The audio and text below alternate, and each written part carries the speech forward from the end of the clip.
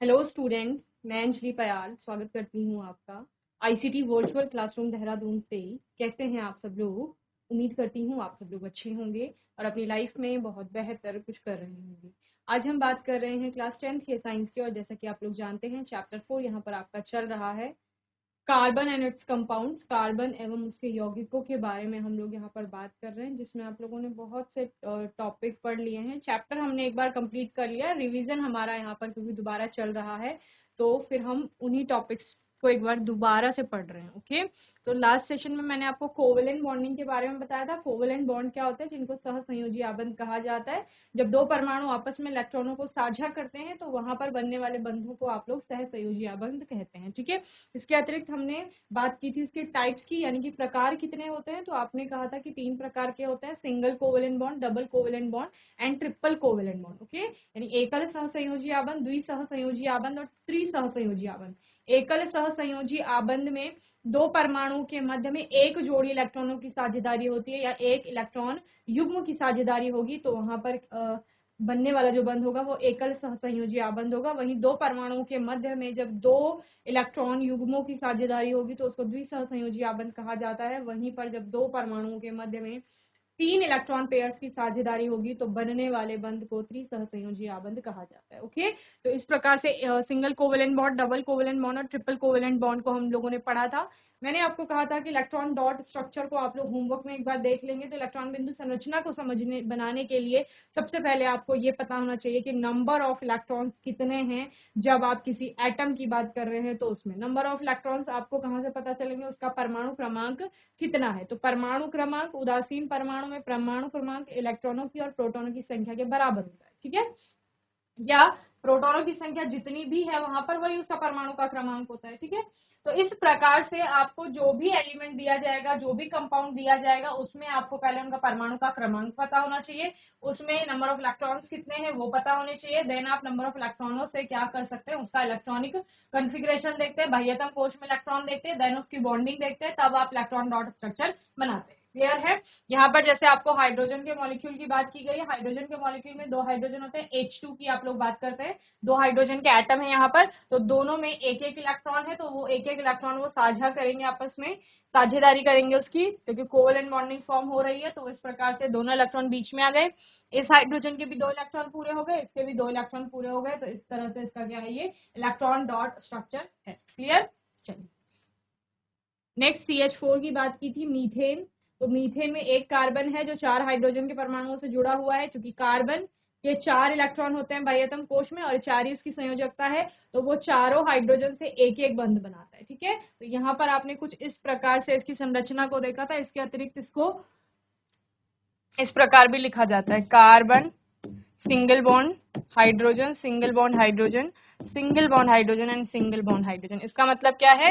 Carbon क्या है? एकल बंध के द्वारा इस हाइड्रोजन से जुड़ा है, एकल बंध से इस हाइड्रोजन से जुड़ा है, एकल बंध से इस वाले हाइड्रोजन से जुड़ा है, और एकल बंध के द्वारा ही इस हाइड्रोजन से जुड़ा है। जहां पर यहाँ पर एक कार्बन का इलेक्ट्रॉन होगा, ये हाइड्रोजन का, ये कार्बन का, ये इस हाइड्रोजन का, ये कार्बन का, ये इस हाइड्रोजन का, ये कार्बन का और ये इस हाइड्रोजन का। तो जिनकी क्या हो रही है? यहाँ पर साझेदारी हो रही है, जो आपको यहाँ पर फॉर्म होते हुए दिख रहे हैं। यहाँ पर सिंगल कोवेलेंट बॉन्ड, यहाँ पर, यहाँ पर, यहाँ पर। ठीक है, तो 4 सिंगल कोवेलेंट बॉन्ड बन रहे हैं कार्बन और हाइड्रोजन के परमाणुओं के मध्य। ओके, चलिए नोट करिए इसे।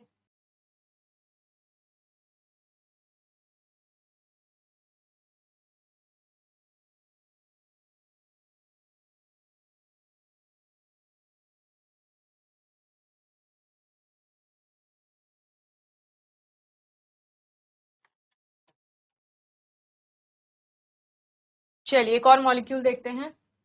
CO2 का है कार्बन डाइऑक्साइड, जिसमें एक कार्बन का परमाणु आपके 2 ऑक्सीजन के परमाणु से जुड़ा हुआ है। तो ये कार्बन डाइऑक्साइड का मॉलिक्यूल आपने पहले भी देखा था, जहां पर हम कोवेलेंट बॉन्डिंग का सेकंड टाइप पढ़ रहे थे, डबल कोवेलेंट बॉन्डिंग। तो इस प्रकार से कुछ कार्बन डाइऑक्साइड का इलेक्ट्रॉन डॉट स्ट्रक्चर बनता है, जिसमें आप ये अंदर वाली जो शेल है इनको स्किप कर सकते हैं। ठीक है, बाह्यतम शेल के जो इलेक्ट्रॉन्स हैं, या आप कह सकते हैं बाह्यतम कोश के जो इलेक्ट्रॉन है जिनके द्वारा बॉन्ड फॉर्म हो रहे हैं, उनको आप सिर्फ बता सकते हैं, और उनके द्वारा जो इलेक्ट्रॉनों की शेयरिंग हो रही है वो आप यहाँ पर दिखा सकते हैं। ठीक है, तो इस प्रकार से क्या हो रहा है? जैसे कार्बन के 4 इलेक्ट्रॉन है, क्रॉस वाले इलेक्ट्रॉन कार्बन के हैं, ये 1 2 3 4, ये 4 इलेक्ट्रॉन किसके हैं? इस कार्बन के, जो सेंटर में। देन ऑक्सीजन की बाह्यतम कोश में होता है 6 इलेक्ट्रॉन, 2 इलेक्ट्रॉन ये हैं, 2 ये हैं 4 और 2 यहाँ हैं 6। इस ऑक्सीजन के लेफ्ट हैंड साइड में जो ऑक्सीजन है इसके भी 2, 2 4 और 2 ये हैं 6। ठीक है, तो इस तरह से इनके बीच में क्या हो रहा है, दो दो इलेक्ट्रॉन पेयर की साझेदारी हो रही है। अगर इस ऑक्सीजन और इस कार्बन के बीच में देखें तो यहाँ पे 2 इलेक्ट्रॉन पेयर्स है। 2 इलेक्ट्रॉन पेयर्स का मतलब क्या है, टोटल 4 इलेक्ट्रॉन। तो 4 इलेक्ट्रॉन दिख रहे हैं आपको, 2 कार्बन के 2 ऑक्सीजन के, 4 इलेक्ट्रॉनों की साझेदारी यहाँ पर हो रही है। यहाँ पर भी 2 इलेक्ट्रॉन पेयर की साझेदारी हो रही है, 2 इलेक्ट्रॉन यहाँ पर भी कार्बन के हैं और 2 ऑक्सीजन के। तो इस प्रकार से डबल बॉन्ड आपने देखा था जो फॉर्म हो रहा था कार्बन और ऑक्सीजन के मध्य में, कार्बन डाइऑक्साइड में। ओके, क्लियर है? इसको बना लेंगे जल्दी से, फिर नेक्स्ट मॉलिक्यूल की बात करें।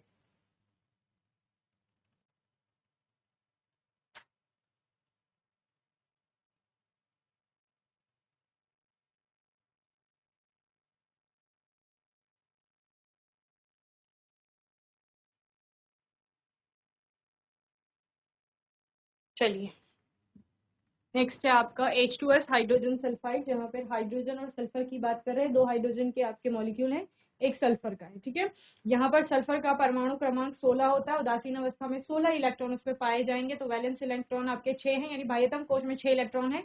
और अगर आप बात करेंगे संयोजकता कितनी है, तो 2 संयोजकता, यानी 2 और इलेक्ट्रॉनों की आवश्यकता है। तो उस आवश्यकता को किसके द्वारा पूरा किया जाएगा, हाइड्रोजन के साथ कोवेलेंट बॉन्डिंग करके पूरा किया जाएगा। और कितने हाइड्रोजन, क्योंकि 2 इलेक्ट्रॉनों की बात कर रहे हैं तो 2 हाइड्रोजन लगेंगे, दोनों हाइड्रोजन के एक एक इलेक्ट्रॉन। ठीक है, तो इस प्रकार से सल्फर आपका बीच में आ जाएगा जिसमें 6 इलेक्ट्रॉन है। ये जो ब्लैक कलर के डॉट्स आपको दिख रहे हैं, ये इलेक्ट्रॉन किसके हैं, ये सल्फर के हैं। तो सल्फर के आपके 2 ये हैं, 2 ये 4 5 6 इलेक्ट्रॉन सल्फर के वैलेंस शेल में। ओके, हाइड्रोजन का एक क्रॉस वाला इलेक्ट्रॉन है, तो एक एक दोनों के, तो दोनों के साथ सहसंयोजी बंध बना रहा है सल्फर। किस तरह से, एकल सहसंयोजी बंध, इस प्रकार से।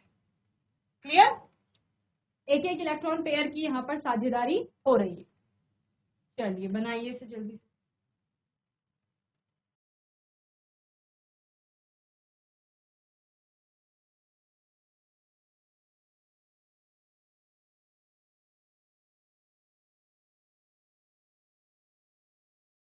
नेक्स्ट मॉलिक्यूल की बात करते हैं, that is H2O।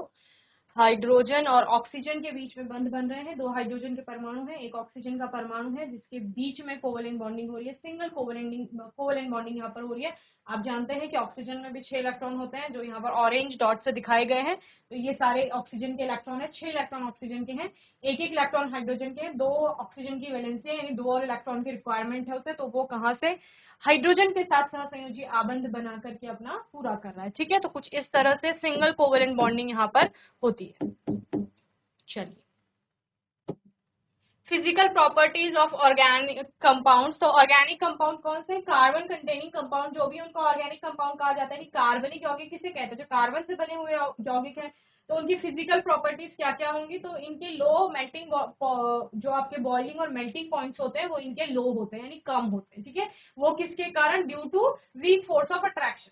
Force of attraction का मतलब है जो वहां पर मॉलिक्यूल्स हैं उनके बीच में जो आकर्षण का बल पाया जा रहा है वो कैसा है, वो दुर्बल प्रकृति का है। दुर्बल प्रकृति का है तो कम ही तापमान देने पर कोई भी जो आपका सॉलिड है वो मेल्ट हो जाएगा, और फिर जो कोई भी लिक्विड है आपका वो वेपराइज होना शुरू कर देगा। Okay, most of carbon compounds are poor conductors of electricity due to the absence of free electrons and free ion. क्योंकि इनमें फ्री इलेक्ट्रॉन और फ्री आयन नहीं है, मुक्त इलेक्ट्रॉन या मुक्त आयन नहीं है, इस वजह से क्या हो रहा है, जो भी आपके कार्बन कंपाउंड्स हैं उन वो पुअर कंडक्टर है इलेक्ट्रिसिटी के। ओके, चलिए इतना नोट कर लेंगे।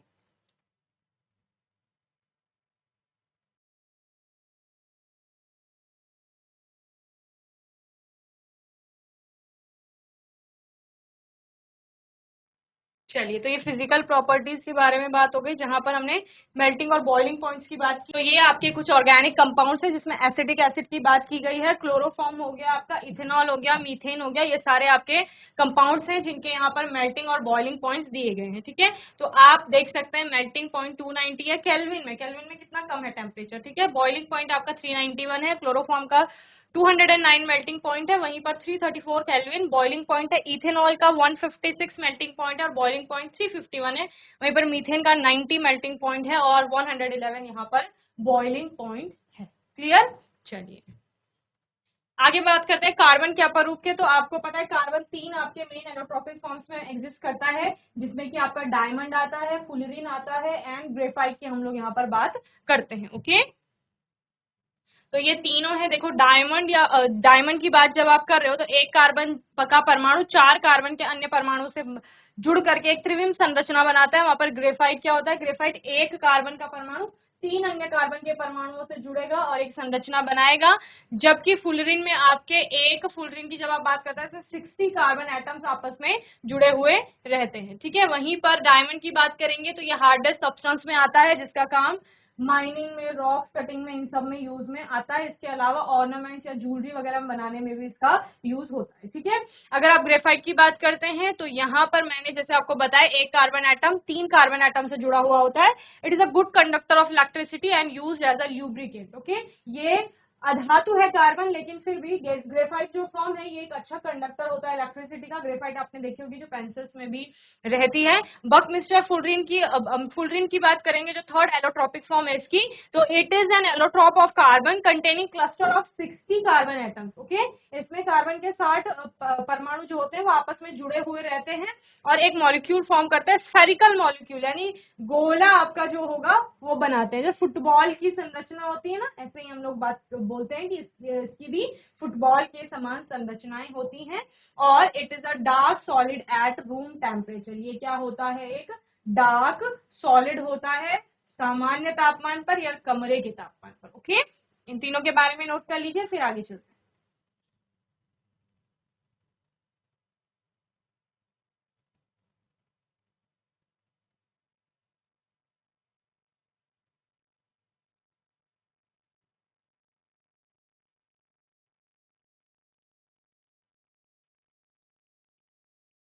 चलिए नेक्स्ट टॉपिक देखते हैं अपना, वर्सेटाइल नेचर ऑफ कार्बन।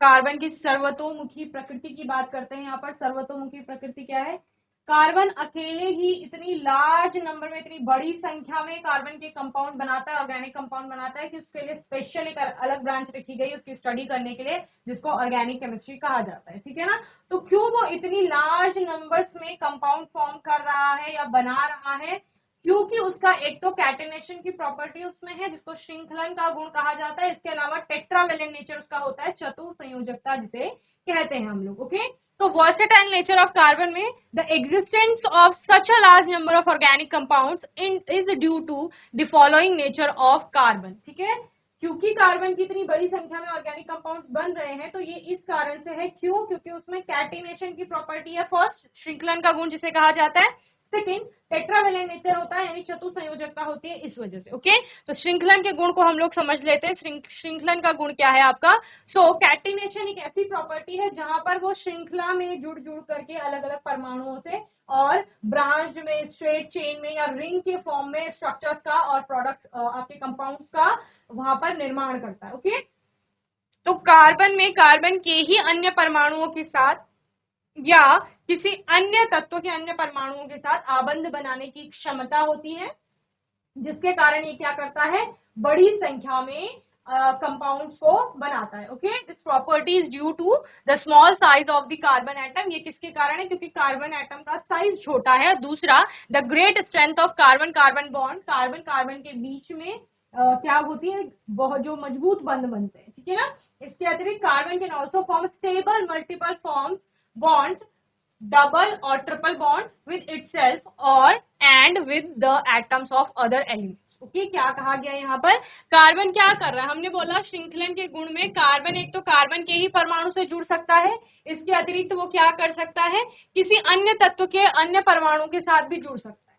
ठीक है, तो ये अद्वितीय क्षमता उसमें पाई जाती है जहां पर वो सिंगल कोवेलेंट बॉन्ड भी बना रहा है, इसके अलावा दो एटम्स के बीच में डबल या ट्रिपल बॉन्डिंग भी वो करता है। ओके, तो इस तरह से हम कार्बन के बारे में पढ़ते हैं। जैसे हमने क्या बोला, कार्बन कार्बन के बीच में सिंगल बॉन्ड भी बन जाएगा। ठीक है, यहाँ कोई और एटम भी आपके जुड़े हुए हो सकते हैं। कार्बन कार्बन के बीच में डबल बॉन्ड भी बन सकता है।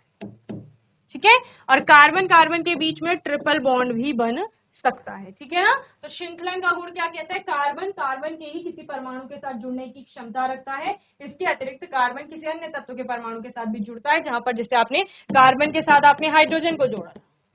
ठीक है, कार्बन के साथ आपने ऑक्सीजन को जोड़ा था।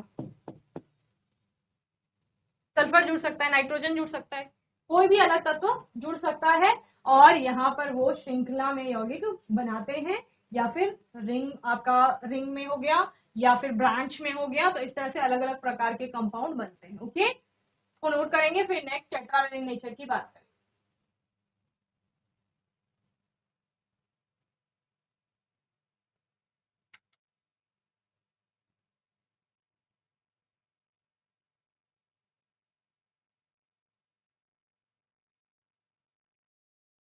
चलिए, नेक्स्ट है आपका टेट्रावेलेंट नेचर, जिसमें आप चतुसंयोजकता है, क्योंकि चार संयोजकता है तो संयोजकता को पूरा करने के लिए वो चार सहसंयोजी बंध बना रहा है। अब वो सहसंयोजी बंध एकल प्रकार के भी हो सकते हैं या मल्टीपल बॉन्ड जो आप कहते हैं दो एटम्स के बीच में, वो भी वो बना सकते हैं, जो मैं आपको पहले ही बता चुकी हूँ कि कार्बन की आबंधन क्षमता यहाँ पर अच्छी है, वो कार्बन के ही दूसरे परमाणु से जुड़ रहा है या फिर किसी अन्य तत्व के परमाणु से भी जुड़ रहा है यहाँ पर, ठीक है। जैसे ऑक्सीजन हो गया, हाइड्रोजन हो गया, नाइट्रोजन हो गया, सल्फर, क्लोरीन, तो अनेक तत्वों से या अनेक अन्य तत्वों से ये जुड़ सकता है। तो कार्बन की संयोजकता होती है 4, अतः इसमें कार्बन के 4 अन्य परमाणुओं तथा कुछ अन्य एक संयोजक तत्वों के परमाणुओं के साथ आबंधन की क्षमता होती है, जैसे oxygen, hydrogen, nitrogen, sulphur, chlorine तथा अनेक अन्य तत्वों के साथ कार्बन के यौगिक बनते हैं। ओके, चलिए नोट करिए इसे।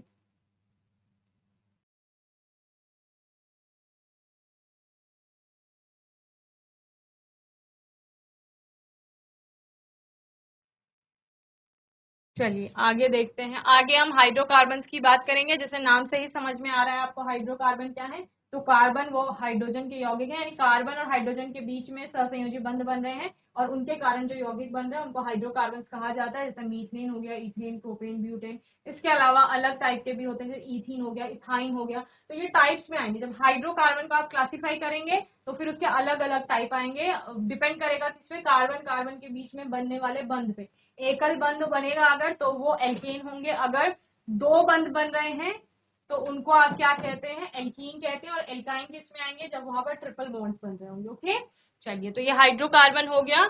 इनको हम इनके टाइप्स में हम सबसे पहले एलिफेटिक और ओपन चेन की बात करते हैं। एलिफेटिक और ओपन चेन में सैचुरेटेड हाइड्रोकार्बन आपके आएंगे, जिसमें सबसे पहला है आपका एल्केन। तो एल्केन आपका क्या है, ऐसे हाइड्रोकार्बन हैं जहां पर कार्बन कार्बन के मध्य एकल बंध बन रहा होगा, एकल सहसंयोजी बंध बन रहा है, या आप कह सकते हैं जब कार्बन के परमाणु आपस में एकल सहसंयोजी आबंधों द्वारा जुड़े रहते हैं तो उनको क्या कहा जाता है, एल्केन कहा जाता है, जिनका जनरल फॉर्मूला या सामान्य सूत्र जो उनके लिए आता है वो क्या आता है, CnH2n+2 आता है। इस फॉर्मूले से आप क्या निकाल सकते हैं, इस फॉर्मूले से अगर आपको कार्बन के परमाणुओं की संख्या पता है कि कितने कार्बन के परमाणुओं की संख्या है, तो आप हाइड्रोजन की संख्या भी बता सकते हैं और फिर आपको पता चल जाएगा ये कौन से वाला एल्केन है यहाँ। क्लियर। तो इस तरह से हमने एल्केन की बात की, जिसमें हमने कहा कि आपका इथेन हो सकता है, मीथेन हो सकता है, प्रोपेन, ब्यूटेन, तो ये सारे एल्केन में आता है। मीथेन हो गया, तो सारे सब में सिंगल बॉन्ड है। यहाँ पे इथेन का एग्जांपल है, तो कार्बन कार्बन के बीच में क्या है, एकल बंध है। एक डैश है ना, एक डैश का मतलब क्या है, एकल बंध, सिंगल कोवेलेंट बॉन्ड। ओके, वो बन रहा है। तो यहाँ पर एन की साउंड आती है। इस आपको क्या बता रहा है कि दो कार्बन के परमाणु हैं। इस मिथ बता रहा है आपको एक कार्बन का परमाणु है। प्रोप आएगा, उसका मतलब है 3 कार्बन। ब्यूट का मतलब क्या होता है, 4 कार्बन। Paint 5, hex 6 carbon. इस तरह से आपका आता है। और आगे एन आपको बता रहा है कि वो कार्बन आपस में सिंगल बॉन्ड से जुड़े हुए हैं, यानी एकल बंधों के द्वारा जुड़े हुए। ओके, इसको नोट करेंगे, फिर अनसेचुरेटेड हाइड्रोकार्बन की बात करेंगे।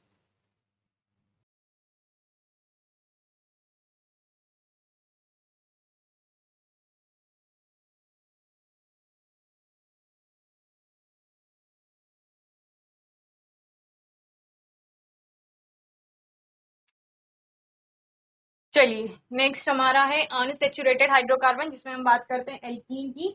एल्कीन आपके क्या होते हैं, ऐसे हाइड्रोकार्बन हैं जहां पर कार्बन कार्बन के बीच में डबल बॉन्ड पाए जा रहे हैं, यानी द्विआबंध बन रहे हैं, तो उनको एल्कीन कहा जाता है। जनरल फॉर्मूला इसके लिए CnH2n आता है। और इसके एग्जाम्पल है इथ, यानी 2 कार्बन, इथ, और दोनों कार्बन अगर डबल बॉन्ड से जुड़े हैं तो इथीन हो जाएगा। ठीक है, अब मिथ मिथ यानी कि आपका एक ही कार्बन है, ठीक है। प्रॉप मैंने क्या बताया, 3 कार्बन है। 3 कार्बन में से अगर कार्बन आपका डबल बॉन्ड से जुड़े हुए हैं तो प्रोपीन आप उसको कहेंगे। और ब्यूटीन जहां पर आपके 4 कार्बन और वो उन कार्बन में कहीं ना कहीं डबल बॉन्ड पाया जा रहा होगा, ओके। तो इस तरह से आप एल्कीन की बात करते हैं। देन आपका आता है third one is alkyne, second one is alkyne, unsaturated hydrocarbon में आता है एल्काइन, और जहां पर आपको 3 बंध बनते हुए दिखेंगे कार्बन कार्बन के परमाणुओं के, ठीक है ना। तो डबल बॉन्ड, ट्रिपल बॉन्ड या सिंगल बॉन्ड की बात कहां पर हो रही है, कार्बन और कार्बन के परमाणुओं के बीच में हो रही है, ठीक है। जनरल फॉर्मूला आता है CnH2n-2, ओके। और यहाँ पर एग्जाम्पल हो जाएंगे इथाइन, जब कार्बन कार्बन के बीच में ट्रिपल बॉन्ड पाया जाएगा।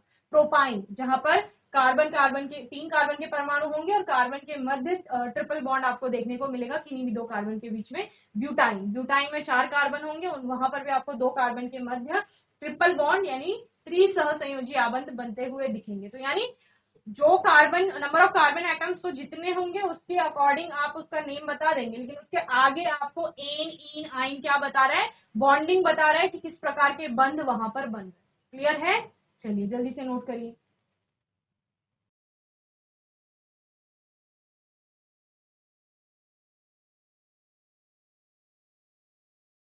चलिए, ये सैचुरेटेड और अनसैचुरेटेड हाइड्रोकार्बन के कुछ एग्जाम्पल है। सैचुरेटेड हाइड्रोकार्बन एल्केन में आपका ब्यूटेन आया है, जहां पे देखिए 4 कार्बन है यानी ब्यूट, चारों कार्बन सिंगल बॉन्ड से जुड़े हुए हैं यानी एन। दूसरा है आपका इथीन, इथीन यानी कि 2 कार्बन, और इन आपको बता रहे कार्बन कार्बन डबल बॉन्ड से जुड़े, ठीक है। तीसरा आपका एल्काइन आता है जो अनसैचुरेटेड हाइड्रोकार्बन के अंतर्गत आएगा। तो मैं उम्मीद करती हूँ यहाँ तक आपको अच्छे से समझ में आ गया होगा चैप्टर में, क्योंकि रिवीजन चल रहा है तो अच्छे से इसको समझ लीजिए। फिर हम इसके कुछ क्वेश्चन आंसर्स लेकर चलेंगे, और बाकी आपका कोई डाउट होगा, क्वेश्चन होगा तो आने वाले सेशन में आप लोग पूछ लेंगे। और तब तक के लिए आईसीटी वर्चुअल क्लासरूम से जुड़ने के लिए धन्यवाद।